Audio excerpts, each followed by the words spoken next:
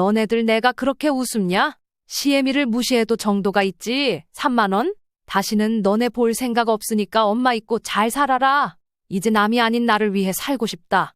안녕하세요. 저는 경기도 수원에 사는 68세 김미옥이라고 합니다. 저는 젊었을 때부터 하나뿐인 아들을 위해 고생을 많이 하면서 살아왔습니다. 아이가 어릴 때 남편을 사고로 잃고 홀로 식당에서 온가지를 다하며 저희 민수를 키웠죠. 그런데 자식을 키우다 보면 답답한 일이 참 많잖아요. 저는 예전에 김장을 하면서 아들 내외와 갈등이 생겼는데 그 일을 오늘 여러분들께 이야기하려고 해요. 제가 어리석게도 아들 하나만 보고 살아왔는데 저에게 정말 큰 상처가 됐던 일이었거든요. 여러분께서도 제 사연 끝까지 들어주시고 의견 나눠주시면 더욱 좋겠습니다. 또 구독과 좋아요, 알람 설정까지 꾹 눌러주시면 더 많은 이야기로 여러분을 찾아뵐게요. 저는 어렸을 때부터 고생이란 고생은 다 하며 살아왔습니다. 저희 세대분들은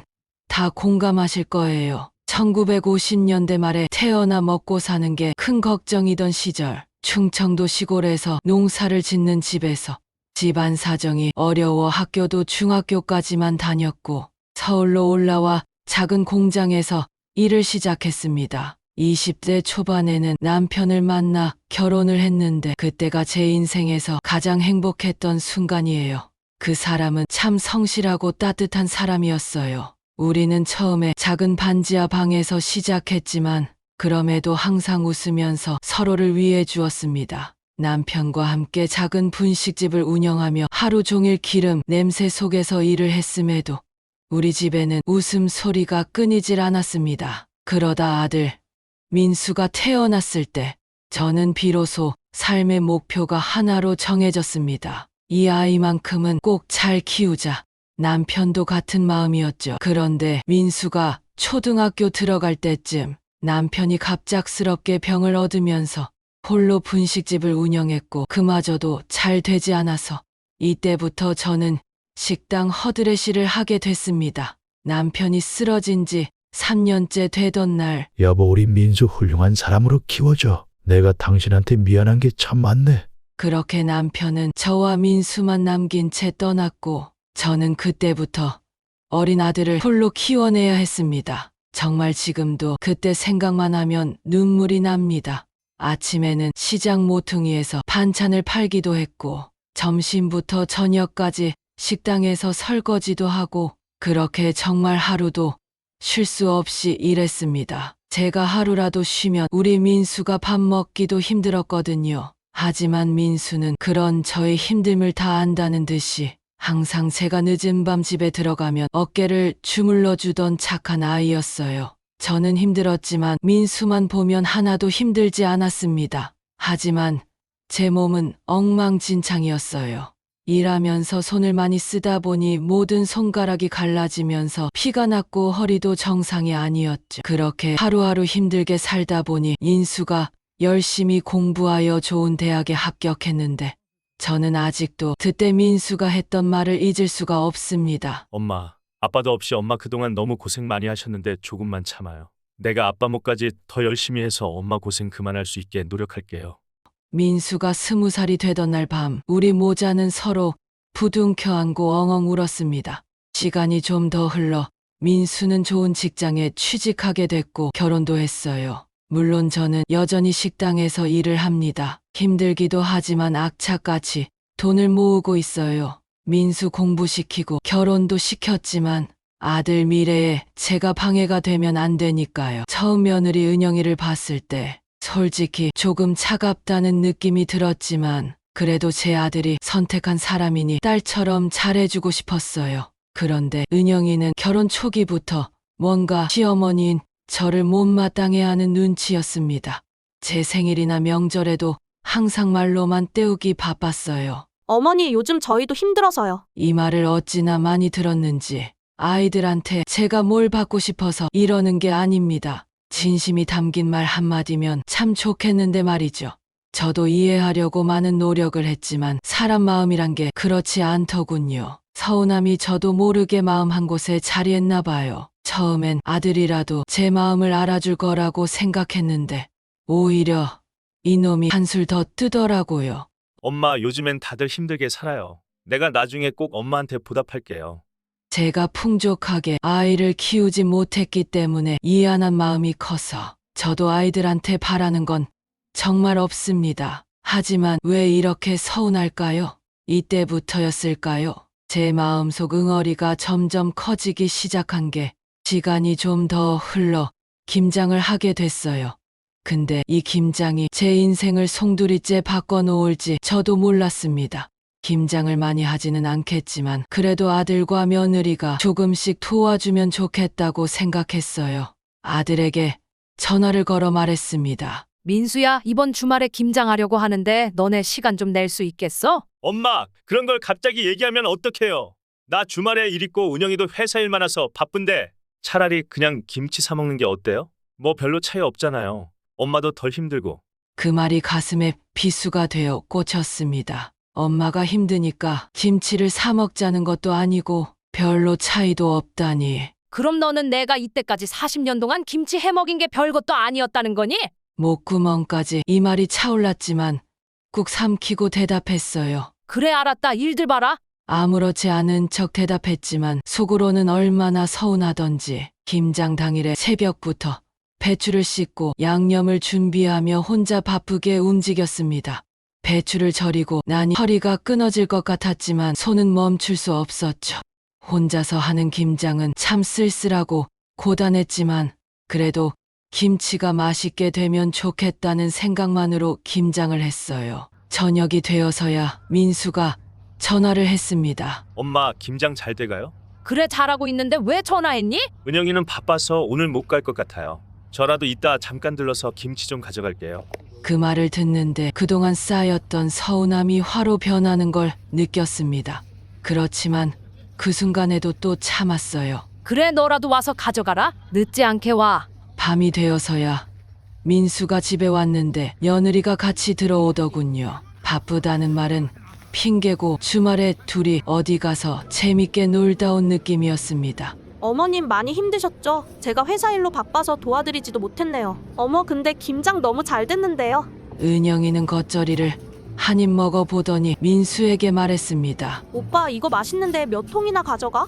어디 김치를 주문한 사람처럼 맛보고 평가하고 집에 가져갈 궁리만 하는 모습이 기가 막히더군요. 제가 차려놓은 저녁 밥상에 둘은 앉아서 김치를 맛보며 잘 먹더군요. 저는 그 모습을 보면서도 무거운 마음으로 뒷정리를 시작했습니다. 제가 정리를 하든 안 하든 신경도 안 쓰고 웃고 떠드는 모습을 보니 이제는 내가 그냥 참고 넘어가기만 하면 안 되겠다는 생각이 들었어요. 그런데 며느리가 돌아가기 전에 저한테 봉투 하나를 내밀며 말했어요. 어머님, 이거 얼마 안 되는데 고생하셨으니까 조금 챙겼어요. 봉투를 그 자리에서 열어봤는데 3만 원이 들어있었습니다. 제가 돈 받자고 한 일도 아니지만 3만 원은 저를 무시한다는 생각이 드는 금액이었어요. 그 순간 그동안 쌓여왔던 모든 서운함과 분노가 폭발했습니다. 너네들 잠깐만 다시 들어와라. 내가 오늘은 도저히 못 참겠다. 너네들 내가 그렇게 웃음냐? 니네들이 바빠서 못 도와준다고 해도 그러려니 했고, 시애미가 혼자 뒷정리를 하고 있는데 김치 맛있느니 어쩌니? 먹고만 있는 며느리를 보고도 그러려니 했다. 근데 이건 시애미를 무시해도 정도가 있지? 3만 원. 차라리 이런 거 안 주고 그냥 갔으면 또 내가 참았을 거다. 김장할 때 도와주기는커녕 밤늦게 와서 먹고 가져가기만 하고, 근데 3만 원을 봉투에 넣어서 주는 건 내가 어떻게 받아들여야 되니? 내가 만든 김치가 이런 3만 원 대접을 받을 정도로 하찮은 거냐?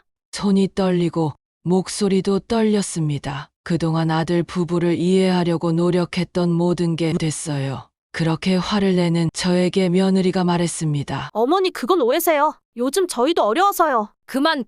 그 말을 내가 너네 처음 만났을 때부터 들었는데 지겹지도 않니?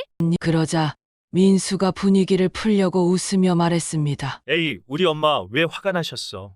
아들이 상황 조금 나아지면 용돈 많이 드릴 테니까 화 좀 푸세요. 그리고 이 사람 요즘 진짜 바빠서 힘들고 피곤해. 자, 그만하시고 다음에 웃으면서 봅시다. 아들놈의 저런 것도 정말 지긋지긋하더라고요. 저도 순간 감정에 휘둘려서 화를 낸 건가 싶어서 그만하려고 했습니다. 그런데 마음이 그렇게 안 되겠더라고요. 감정이 부글부글 끓어오르고 있었습니다. 그렇게 정리가 되는 듯 했습니다. 아들 부부가 김치를 차에 싣고 차에 타기 전에 며느리가 한마디 하더군요. 어머님 죄송합니다. 그치만 오늘 그렇게 화내신 건 저도 기분이 좋지 않네요. 오늘은 서로 기분이 안 좋으니까 다음에 다시 올게요. 그땐 어머님이 사과해주세요. 지금 무슨 소리를 들은 건가 의아했습니다. 뭐 사과? 너 지금 그걸 말이라고 하는 거냐? 내가 화낼 만해서 화냈고 틀린 말 하나도 안 했는데 너가 기분이 나쁘니까 사과를 하라고. 다 됐고 나 이제 너네들 안 보면서 살란다. 내가 무슨 좋은 꼴을 보겠다고? 너네들 김치에다 바치면서 너한테 그런 소리나 들어야 되는 거니? 됐다. 그동안 맘에 들지도 않는 시엠이랑 고생 많았다. 다신 보지 말자. 민수는 난감해하며 상황을 정리하려고 했어요. 엄마, 요즘 저도 그렇고 저 사람도 상황이 많이 어려워요. 그러니까 이해를 좀 해주세요.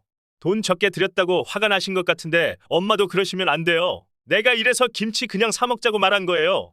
그 말을 듣는 순간 참아왔던 눈물이 터지고 말았습니다. 민수야, 너 내가 키운 민수가 맞니? 어떻게 그렇게 말을 해? 지금 이 상황이 이 애미한테 그런 말을 해야 하는 상황이니? 내가 그동안 너 하나 믿고 살았는데 아들놈 정말 필요가 없구나. 너도 다시는 볼 생각 없으니까 너도 엄마 있고 편하게 네 아내랑 잘 살 거라. 어머님 저도 어머님 다시 안 보고 싶네요. 저희도 나름대로 최선을 다한 건데 뭐가 마음에 그렇게 안 드시는지 몰라도 저희한테 너무 큰 기대를 하신 거 아니에요? 내가 너희한테 무슨 기대를 했니? 너네는 당연한 듯이 늙은 내가 혼자 한 거 밤에 와서 홀라당 가져가기만 하고 진심 어린 고생하셨다는 말 한마디 듣고자 하는 게 그렇게 큰 기대냐? 그래, 너네 바쁘니까 굳이 이 엄마 찾지 말고 너희들끼리 잘 살라고. 그렇게 저는 소리 지르고 집으로 들어와 버렸습니다. 혼자 거실 바닥에 앉아 멍하니 먼저 간 남편의 사진을 바라봤어요. 당신 이런 꼴 안 보고 먼저 가서 참 좋겠소. 눈물이 멈추질 않았습니다. 가슴 한 구석이 텅 빈 것처럼 허전했어요. 그 일이 있은 지 며칠이 지나고 저는 하던 일들을 모두 그만두었습니다. 그리고 아들을 위해 모아왔던 돈을 저를 위해서 사용하기로 마음먹었죠. 아직 살 날이 많다 보니 제가 잘할 수 있는 걸로 노후를 준비해야 했어요. 그렇게 저는 반찬 가게를 열었습니다. 감사하게도 젊은 엄마들이 단짠 맛이 좋다면서 홍보가 잘 됐고 저는 사람까지 써가면서 장사를 하게 됐어요. 그런데 2달쯤 지났을까 어떻게 알고 아들 녀석이 가게를 찾아왔습니다. 엄마 어떻게 이런 걸 하실 생각을 하셨대? 제가 잘못했어요. 은영이는 못 왔지만 죄송한 마음 갖고 있어요. 저는 아들이 내심 반가웠지만 꾹 참고 차갑게 대했습니다. 그런 말은 하지 말고 할 말 다 했으면 가라. 나는 너 더 이상 보고 싶지 않으니까. 알겠어요. 다음에 또 올게요. 그리고 집에 반찬이 좀 없는데. 그럼 오늘 만든 거 몇 개 사가? 내가 유치해 보일지 모르지만 너네가 반찬을 사봐야 그동안 이런 게 얼마나 소중했던 건지 깨달을 테니까. 제 말에 민수는 어딘가 쩔쩔매는 모습이 역력했습니다. 아니, 저희가 사실은 요즘 은영이가 너무 바빠서 밥을 제대로 못해요. 엄마, 김치가 없으니까 밥 먹는 것도 힘들고요. 도대체 그놈의 바쁘다는 소리는 언제까지 하는지 정말 지겨웠습니다. 저는 정말 지겹다는 듯이 대답했어요. 이제는 은영이 바쁘단 말을 듣는 것도 정말 지겹고 짜증이 나는구나. 그만하고 반찬 사갈 거면 사가고 알아서 해라. 내가 그런 꼴을 당해놓고도 이 반찬을 그냥 주길 바랬다면 큰 오산이다. 못 이기는 척 그냥 주면 너희는 또 그게 당연하다고 생각하게 되는 거 아니겠니? 민수는 당황한 기색이 역력했습니다. 그리고 체념했다는 듯 말했어요. 그럼 이렇게 얼마예요? 민수는 그렇게 반찬 여러 가지를 사서 돌아갔지만 이후에 더 연락을 자주 하기 시작했습니다. 엄마 가게는 요즘도 바쁘세요? 은영이도 그날 이후 엄마 반찬 너무 맛있고 소중하다고 말하더라고요. 시시콜콜 얘기를 하더니 갑자기 이런 제안까지 하더군요. 엄마 반찬 중에 나물 같은 것들은 저희가 해 먹어보고 싶은데요. 혹시 집에서 조금씩 해주실 수는 없을까요? 은영이가 매일 바쁘다 보니까 식사를 신경을 잘 못 써서요. 그 말을 듣는데 정말 어이가 없었습니다. 그래, 너도 결국엔 내가 너희에게 해줬던 것들이 얼마나 큰 일이었는지 이제야 깨달았니? 그리고 너도 너지만 은영이는 손이 없니 입이 없니? 어떻게 모든 걸 너를 통해서만 얘기를 하니? 게다가 너는 참 뻔뻔하기도 하다. 어떻게 너네 집에 가서 반찬을 조금씩 해달라고. 이런 얘기 할 거면 그만 끊어라. 너희와 조금도 엮이고 싶지 않구나. 그 말을 들은 민수의 목소리는 더 다급해졌습니다. 엄마, 저희가 다 잘못했어요. 잘못한 거 안다고요. 근데 엄마가 그렇게까지 화내실 줄은 생각도 못했어요.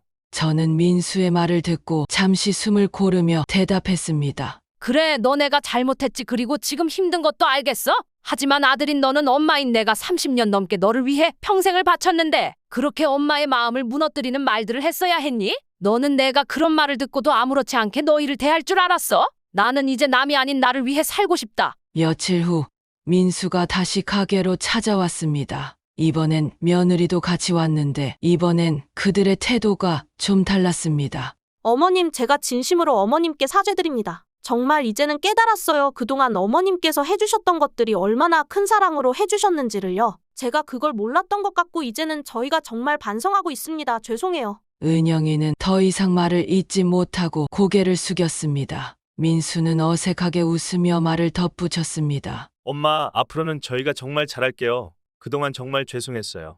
뭔가 이전과는 다른 그 아이들의 태도와 말투에서 진심이 느껴졌습니다. 그제서야 악으로 가득 찼던 제 마음이 조금씩 풀리는 것 같더군요. 그래, 너희가 그걸 깨달았다니 그나마 다행이구나. 하지만 난 너희가 앞으로도 그럴 것이라고 기대하지 않을 거야. 너희도 너희 나름대로의 사정이 있겠지만 내가 부모라고 해서 무조건적인 희생을 해야 한다고 생각하지 않는다. 너희는 너희대로 잘 살고 나는 나대로 잘 살 테니까 그렇게 가끔 안부나 전하면서 살자. 그날 이후 민수와 은영이는 저에게 자주 찾아왔습니다. 반찬을 자주 사러 온다고는 했지만 뭔가 그들의 마음이 진심이라는 것을 알리는 느낌이었죠. 어느 날 은영이가 가게에 와서 말하더군요. 어머님, 저 어머님 김치가 너무 맛있어서 김치 담그는 법을 좀 알려주실 수 있으세요? 제가 어머님 시간 내시면 언제든지 찾아와서 배울게요. 그 말을 듣는데 마음 한편이 뭉클해지더라고요. 이제야 이 아이들이 나의 진심을 깨달은 것 같구나. 비록 큰 싸움이 있었지만 결국 이 아이들에게 중요한 걸 가르치게 된 것 같아 좋다. 그래, 내가 김치 담그는 법은 가르쳐 줄게. 대신 내가 어떻게 가르치더라도 불만 없이 따라와야 한다. 이제서야 모든 것이 정상적으로 돌아가게 된 것 같습니다. 이렇게 쉬운 길을 멀게 돌아왔다는 사실이 안타까웠지만 그래도 저 나름의 교훈을 얻게 된 것 같아요. 저 스스로를 소중하게 생각해야 남도 저를 소중하게 대한다는 것을요. 만일 제가 그때에도 바보같이 아무 말도 못하고 아이들 잘 가라고 배웅을 했더라면, 용서해달라면서 가게로 찾아왔을 때 바로 용서를 했더라면 지금처럼 이 아이들이 소중함이 무엇인지 깨달을 수 있었을까요? 장사를 마치면서 생각해봤습니다. 내가 스스로를 소중하게 생각했기에 이 아이들도 비로소 저를 존중하게 됐다고. 때로는 내 몫을 찾는 것이 진짜 가족의 사랑을 이끌어내는 법이라고. 저는 지금도 매일 아침 반찬 가게로 출근하며 새로운 하루를 시작합니다.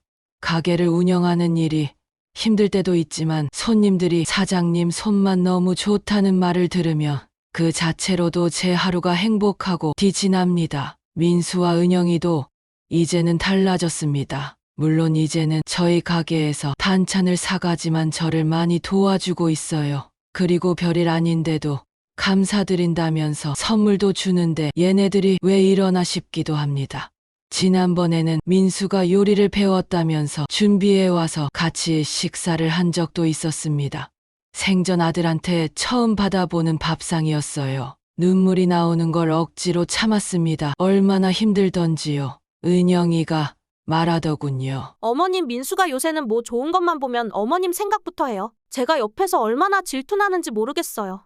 그 말을 듣는데 묘하게 가슴이 찡하더라고요. 가족이라는 게 참 어렵다는 생각이 들었습니다. 기대만 하면 실망하고 실망을 넘어서면 포기하고 싶어지지만 그래도 결국 다시 손을 잡는 게 가족이구나. 이제 저는 더 이상 아들 부부에게 큰 기대를 하지 않습니다. 대신 제 삶을 지키며 그저 제가 할 수 있는 선에서 도와줄 뿐입니다.